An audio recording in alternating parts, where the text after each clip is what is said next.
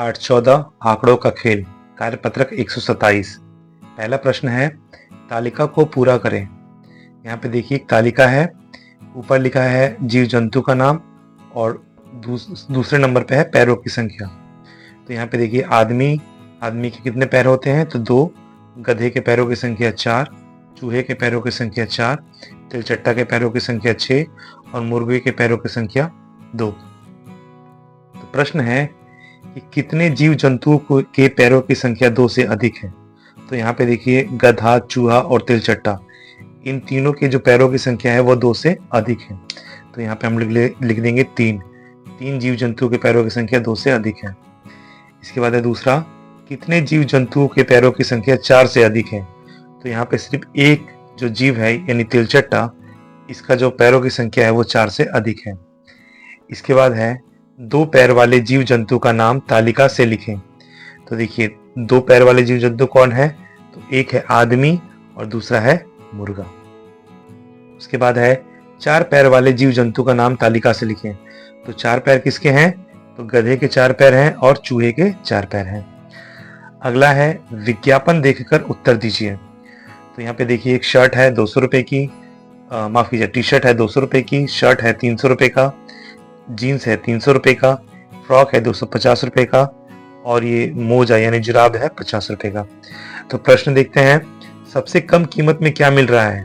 तो सबसे कम कीमत में हमको जुराब यानी मोजा मिल रहा है 50 रुपए का। शर्ट की कीमत टी शर्ट से कितना ज्यादा है। तो देखिए शर्ट की कीमत है 300 और टी शर्ट की कीमत है 200। तो हमको क्या करना है, 300 में से 200 घटा देना है। तो 300 में से 200 जाएगा तो बचेगा 100। तो शर्ट की कीमत से टी शर्ट कितना ज्यादा है, तो 100 रुपए ज्यादा है।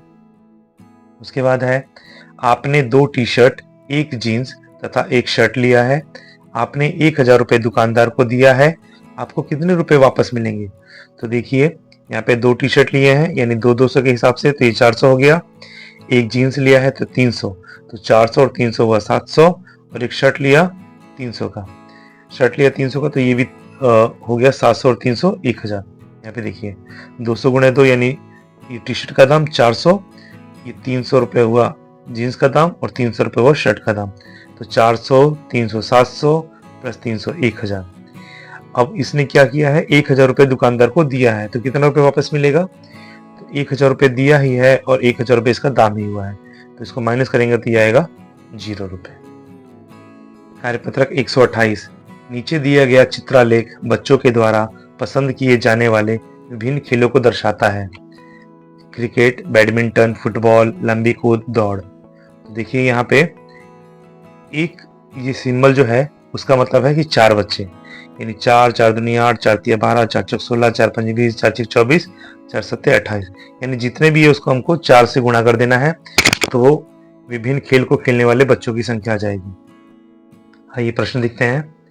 पहला प्रश्न है, किस खेल को सबसे अधिक बच्चे पसंद करते हैं।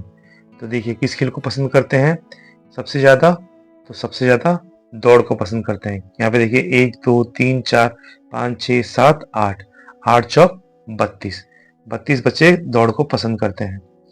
इसके बाद है, कौन सा खेल सबसे कम बच्चों को पसंद है। तो यहाँ पे देखिए ये 4 और 4 दूनी 8 बच्चों को सिर्फ फुटबॉल पसंद है, तो सबसे कम पसंद जो है वो है फुटबॉल। इसके बाद है, कितने बच्चों को लंबी कूद पसंद है। तो देखिए लंबी कूद में कितने हैं, 1, 2, 3, 4, 5, 5 को 4 से गुणा कर देंगे तो 5 चौके 20, यानी 20 बच्चों को लंबी कूद पसंद है। इसके बाद है, फुटबॉल या बैडमिंटन पसंद करने वाले कुल कितने बच्चे हैं। तो देखिए फुटबॉल को पसंद जो करते हैं वो है 4 दूनी 8 बच्चे, और इसके बाद बैडमिंटन को जो पसंद करते हैं वो है 3 चौके 12 बच्चे। तो यहाँ पे लिख दिए फुटबॉल के लिए 8 और बैडमिंटन के लिए 12।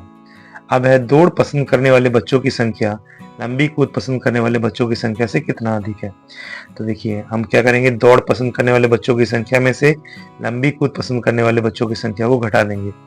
तो दौड़ देखिए कितने पसंद करते हैं, 8, यानी 8 चौक 32 बच्चे पसंद करते हैं, और लंबी कूद पसंद करते हैं 5 चौके 20। तो 32 में से हम लोग 20 को घटा देंगे, तो जब 32 में से 20 को घटाएंगे तो ये आएगा 12। यही हमारा आंसर होगा। कार्यपत्रक 129। प्रश्न है पहला, गेंद पकड़ने की एक प्रतियोगिता में बच्चों ने निम्नांकित संख्या में गेंद पकड़ी। राकेश ने 40 बार, नम्रता ने 56 बार, शहजाद 48, श्वेता 24, ममता 32 और अकबर 16। यहाँ पे हमको क्या करना है, चित्रालेख बनाना है। यानी 8 बार अगर गेंद बच्चा पकड़ता है तो उसके लिए एक गेंद हम लोग बनाएंगे। तो देखते हैं, राकेश ने 40 बार पकड़ा है, तो 40 को हम लोग 8 से भाग दे देंगे, उतनी गेंद हमको बनाना है। तो जब 40 को 8 से भाग देंगे तो आएगा 5, 8 पंजे होता है 40, तो 5 गेंद हमने बना दी। उसी तरह शहजाद ने 48 पकड़ा है, तो उसको 8 से हम लोग भाग दे देंगे, तो 8 6 होता है 48, यानी 6 गेंद बनाएंगे। उसके बाद है ममता ने 32 बार पकड़ा है, तो 32 को हम लोग 8 से भाग दे देंगे, तो 4 गेंद आएगा।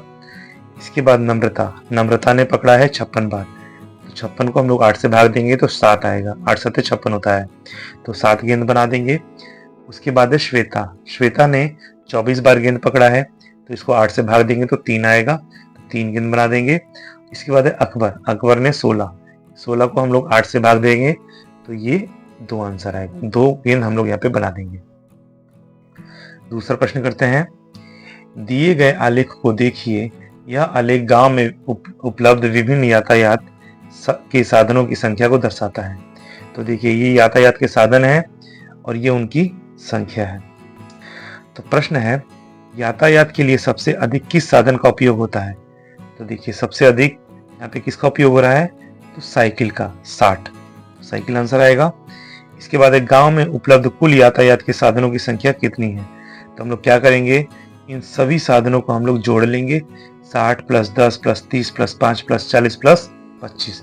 जब इन सभी को जोड़ेंगे तो ये आंसर आएगा 215। इसके बाद है, यातायात के साधन के रूप में ऑटो एवं ट्रैक्टर में किसको ज्यादा उपयोग होता है? तो देखिए, ऑटो या फिर ट्रैक्टर, तो ऑटो का उपयोग हो रहा है 30 और ट्रैक्टर का उपयोग हो रहा है 25। तो इन दोनों में से किसका ज्यादा उपयोग हो रहा है? तो उपयोग हो रहा है ऑटो का। इसी के साथ हमारा कार्यपत्रक 129 भी कंप्लीट होता है। कार्यपत्रक 130, एक वर्ग कक्ष के छात्रों के जूतों के माप सारणी में दर्शाया गया है। देखिए, एक क्लास है जिनके जो जितने बच्चे हैं उनके जूतों का नाप यहाँ पे लिखा हुआ है। तो सारणी का प्रयोग करके निम्न तालिका को भरिए। तो सबसे पहले हम लोग जूते का माप भर लेते हैं।